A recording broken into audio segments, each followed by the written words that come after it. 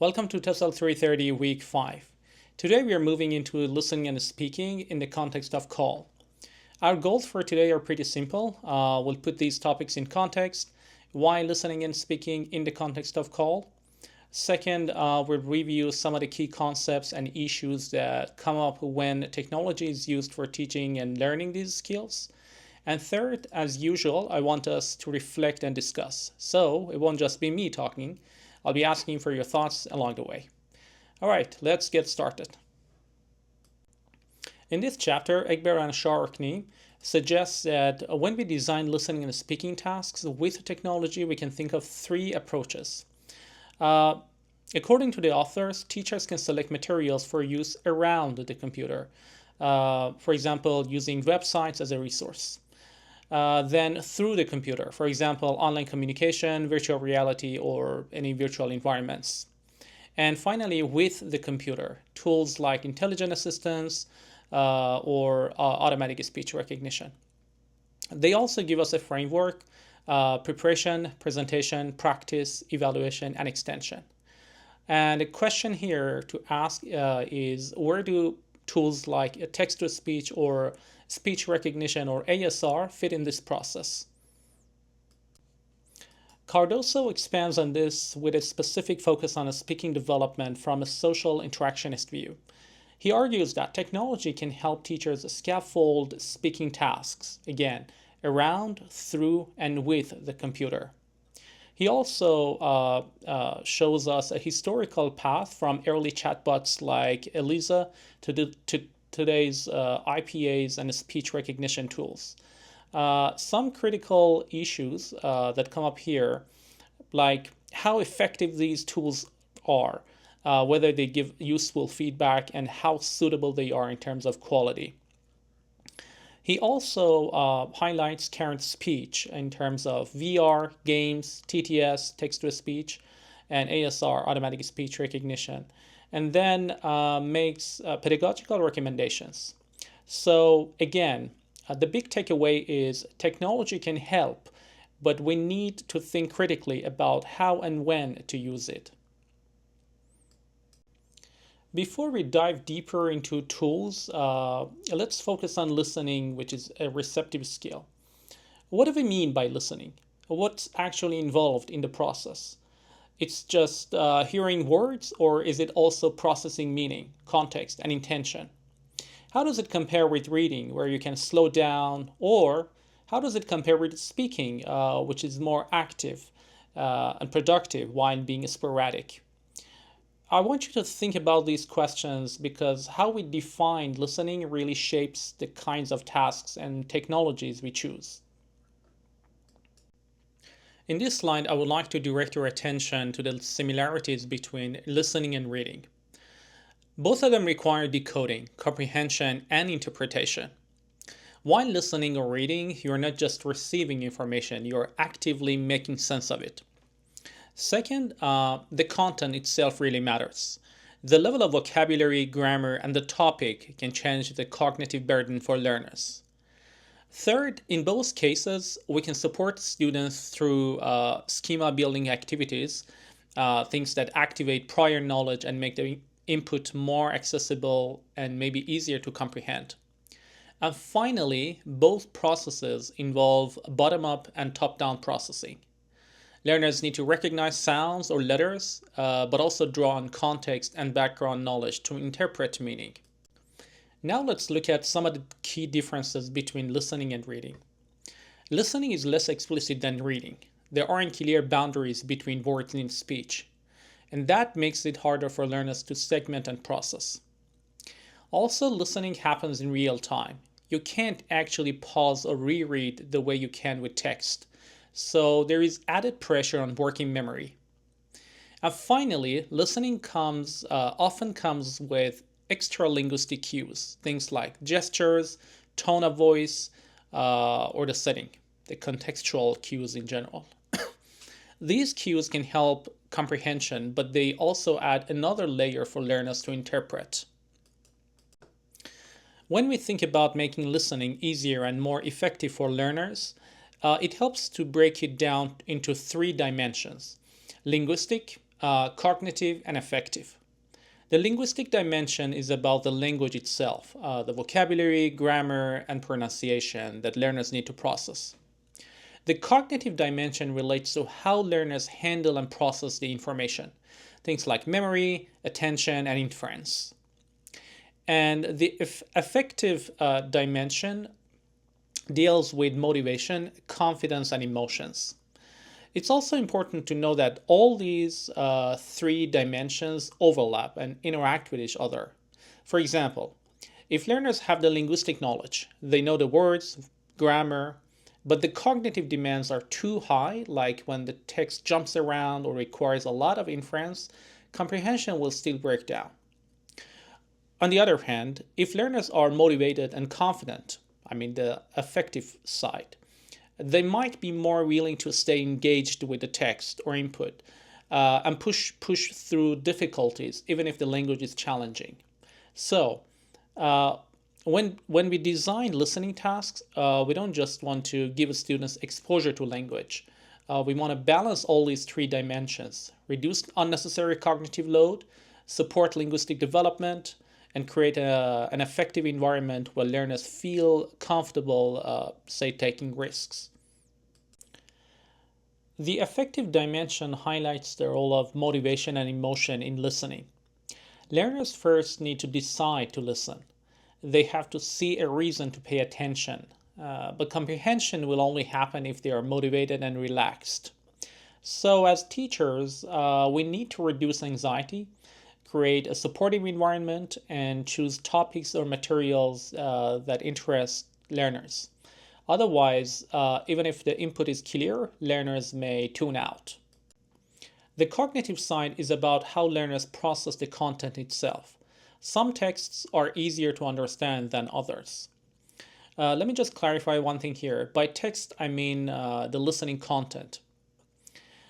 It helps if the text has fewer people or objects, or if individuals are clearly distinct. Simple spatial relations also make comprehension easier, as does presenting events in a chronological order. Texts that require fewer inferences are more accessible because learners don't have to guess as much. And finally, if the content connects with what learners already know, they'll process it much more easily. This shows us why selecting or adapting listening materials is so important. When we talk about the linguistic dimension of listening, we are focusing on the language itself and how it affects comprehension. For example, the pause rate. If someone speaks quickly and doesn't pause much, learners may struggle to keep up. Accent variation is another factor. Learners might understand one variety of English pretty well, but get lost with another accent. Then there is vocabulary frequency.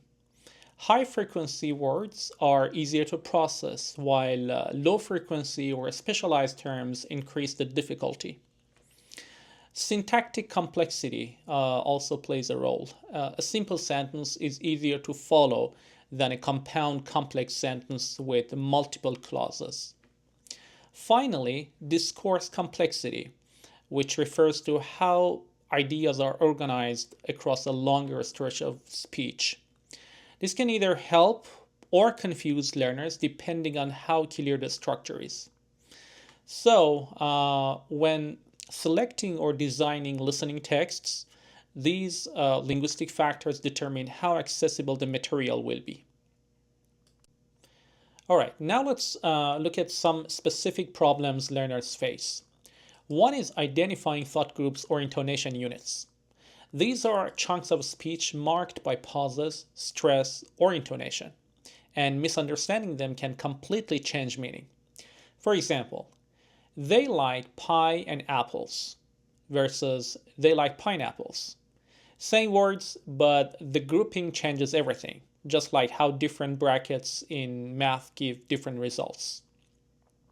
Another issue is sentence prominence, which is about deciding what's new or important information.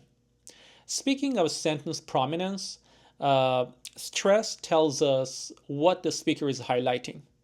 Compare which book would you like versus I like the blue book.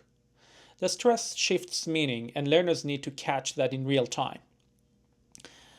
These examples, in general, show that listening comprehension is not just about vocabulary.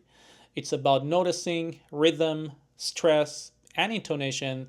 They all shape meaning. Another big challenge for learners is dealing with connected speech phenomena. This is when words in natural speech change because of how fast and fluidly we talk. There are different types. Reduction. Small function words or unstressed syllables often get dropped, like gonna instead of going to. Contraction or blending, like I am becomes I'm, or going to becomes gonna. And contractions actually help speakers highlight the more important words. Assimilation, sounds influence each other, like would you sounding like would ya. Deletion, some sounds disappear completely, like last night sounding like last night, like T's dropped. Epenthesis, sometimes extra sounds are inserted, like few arrests, few arrests sounding like few arrests. It's like W sound inserted into the word arrests. And resyllabification. This is where syllables get reorganized across word boundaries, like left arm becoming left arm. The T goes to the word arm. So, for native speakers, these words are automatic, but for learners, they can make even simple sentences sound unfamiliar. So, here is a question for you. Where do you think connected speech phenomena are most likely to occur? The answer is in more frequent words and phrases. But why? Because frequent words are the ones we say the fastest. We reduce them to speed up communication. However, less frequent or content-heavy words usually stay clearer because they carry more meaning and they can't be easily reduced. This shows a tension between efficiency and intelligibility. Speakers reduce common, predictable words to make speech faster and more efficient, but they pronounce less frequent or important words more clearly so listeners don't miss the main message. This is something learners need to be aware of. They shouldn't expect everyday word to sound like the dictionary version, especially in day-to-day rapid conversations. Here I want to talk about two common problems learners face while listening. The first is lacking the full context or background knowledge. For example, if you're listening to a conversation and you don't know the setting or the relationship between the speakers or the topic, you might miss important clues. So for learners, this can make comprehension feel quite impossible, even if the language itself is not that complex. The second issue is segmenting speech. Unlike in writing, there are no spaces between words in natural speech, and learners need to figure out where one word ends and the next begins. So, if students can segment properly, it can completely change what they hear or make it sound like an unintelligible stream of sounds. The slide here demonstrates how tricky segmentation can be. Let me ask you a question first. How many interpretations can we have from the following phonetic sequence? 1, 2, 3, or 4? Well, depending on how you group the sounds, it could be interpreted in at least 3 different ways. And those are same man, or same man. As you can see, the sounds themselves are the same, but the way listeners perceive the boundaries changes the meaning quite completely. And again, this shows why listeners often mishear or misunderstand. It's not that they don't know the vocabulary words or vocabulary items, it is that they struggle with segmentation in real-time speech. And again, for teachers, it can be a reminder that listening activities need to train not just vocabulary recognition, but also the ability to process and segment the sound stream accurately. Back in week 4, we talked about schema theory, the idea that background knowledge helps us make predictions and confirm or revise them as we process the receiving input. So the question here is, uh, does the same apply to listening? Well, the answer is absolutely. When learners listen, they don't just decode sounds. They use their background knowledge to anticipate meaning, just like what happens in reading. And the key takeaway is that schema theory makes listening more efficient. And as teachers, we can build on the students' schemata by activating prior knowledge before they engage in listening. These are the strategies we discussed for reading in week 4, but many of them directly apply to listening. Skills like previewing, predicting, inferring, noticing cohesive devices, they all help language learners process spoken language just as much as written. And the question is, which ones apply most strongly to listening and how? For example, predicting is really important in listening because you don't get to pause and reread just as you do in reading. So the overlap here reminds us that teaching listening can benefit from strategies we already use for reading instruction. Now let's switch gears and talk about technology. Technology can play a very helpful role in supporting listening, and here are 3 main ways. First, marking or highlighting the input. We'll just underline that. Okay. And this connects to Schmidt's noticing hypothesis. As you remember, the idea that learners need to notice features of language before they can really acquire them. And call tools in this sense can highlight words, stress, intonation patterns to make them more visible. Next is modification and elaboration. Technology lets us slow speech down, add captions, visuals, or even quick translations.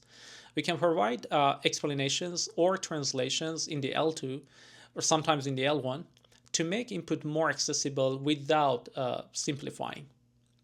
And third is repetition or spaced repetition. Digital tools make it easy to replay clips multiple times or space them out over days and weeks. And research shows this is an effective method. So overall, call doesn't just give learners more listening practice. It gives us tools to make input clearer, more engaging, and more effective. Let me just correct myself. In the previous slide, I said without simplifying. What I actually meant was without oversimplifying. I wanted to say call tools can help make the input accessible without oversimplifying that. All right, now let's talk about the tips for teaching listening with call. Select materials that are appropriate for students. Look for materials that include top-down and bottom-up, provide opportunities for different types of listening, choose activities that include video or multimodal media, include evaluations, responses, summary performance, and finally help students develop strategies for continuing to listen. Now let's focus on speaking. So what exactly is speaking? Speaking is the process of producing language in real time. It's about turning thoughts into language and delivering them in a way that others can understand. What's involved in the speaking process? Just like writing, a lot of different skills come together here. There is planning, deciding what you want to say. There is choosing vocabulary and grammar structures. And then there is pronunciation, rhythm, and intonation. On top of that, speaking is interactive. You often have someone to respond. So you need to respond quickly, adjust your listener, and repair misunderstandings. If you compare speaking with writing, the big difference is time. Writing gives us time to plan, edit, and revise, while speaking usually happens just on the spot. So, compared to listening, speaking is more about production than comprehension. But they are closely linked. You can't really be a strong speaker without strong listening skills because conversations flow both ways. This chart highlights the differences between speaking and writing. Speaking is universal, spontaneous, and interactive. We rely on prosody, gestures, and immediate feedback. Writing, on the other hand, is usually more permanent, more planned, and tends to be more formal. But it's important to note that there is a lot of overlap. For example, some spoken genres like academic lectures are very planned, while some writing like texting can be very spontaneous and interactive. In many cases, it's not just about differences, it's about degrees. For example, writing usually demands more cognitive effort, more complexity, and more variety in vocabulary compared to speaking. So rather than seeing them as opposites, it's helpful to think of them on a continuum. When we talk about speaking, there are a few characteristics to keep in mind. First, speech happens in real time. We don't usually get the luxury of stopping and revising like what we do with writing. Second, speaking is both a mental and physical activity. Mentally, we are planning what to say, and physically, we are coordinating our vocal organs to produce sound. Third, much of speaking becomes automatic with practice, like using familiar phrases or responding quickly in conversations. Finally, speaking requires us to make appropriate linguistic choices. We adjust our vocabulary, tone, style depending on the context and who we are talking to. Now let's go over the tips for teaching speaking with call. First, select materials that teach relevant accents and pronunciation. Choose materials that promote and encourage speaking. Provide oral practice with, around, and through the computer. Evaluate learners and provide feedback, immediate feedback or delayed feedback if necessary, and help students develop strategies for speaking practice. When we look at call tools for listening and speaking, we can group them into a few broad categories. We have CMC tools like Zoom or online games that create interactive environments. Then virtual environments like VR or AR, which can immerse learners in realistic contexts. We also have speech technologies like ASR, automatic speech recognition, text-to-speech, or intelligent personal assistants. We have office applications like Google Docs or PowerPoint. They can support speaking activities, especially in collaborative tasks. And now, of course, we have generative AI tools like ChatGPT or Microsoft Copilot or Claude, which can provide prompts, feedback, simulations, and many more. So there's a wide range. And if you come up with any other category, please share in the chat box or in the comments on YouTube or share it in the class. Now let's focus on two key technologies, text-to-speech and automatic speech recognition. Text-to-speech gives learners input and chances to practice listening. ASR, on the other hand, focuses on output. It lets learners produce speech and get feedback through practice. When we combine the two, learners get a cycle of input, output, and practice, which is much closer to real communication. And this is what we see in tools like Google Translate or personal assistants such as Siri or Alexa. Both model speech and allow learners to respond. So now let's overview some of the speech technologies for speaking and pronunciation. For example, text-to-speech synthesizers, automatic speech recognition, Google Translate, and intelligent personal assistants. They're all free, widely available, and they're easy to use. Now let's watch these two videos on intelligent personal assistant's ability to understand heavily accented speech. After watching the video, please share your response on this question, whether the use of IPAs is beneficial or harmful for L2 pedagogy. Alexa, which writer wrote Westworld? I can't find the answer to the question. Which writer wrote Westworld? Westworld's author. Yes. So let us know in the comments or share it in the chat box or in the class. What do you think? The use of IPAs is bad for L2 pedagogy or what? Time to reflect and discuss. What behavior is more frequent when a conversation with an IPA like echo fails? Repeated, rephrased, or abandoned? Well, the right answer is repeated. And here is what happens when an interaction with an intelligent personal assistant fails. Most of the time, about 45% users simply repeat what they said. Around 32% rephrase it differently, and about 23% just abandon the attempt. So over 77% of these cases still involve extra practice, either repetition or rephrasing. And from a learning standpoint, that's actually positive because these breakdowns push learners to produce more language. All right, to wrap up today, we looked at how listening and speaking share similarities, but also unique challenges, the dimensions that make listening complex, and how call tools can support both input and output. We also talked about the role of speech technologies and even failures, which can still create learning opportunities. And that brings us to the end of the lecture. Thanks for your attention and see you in the next one.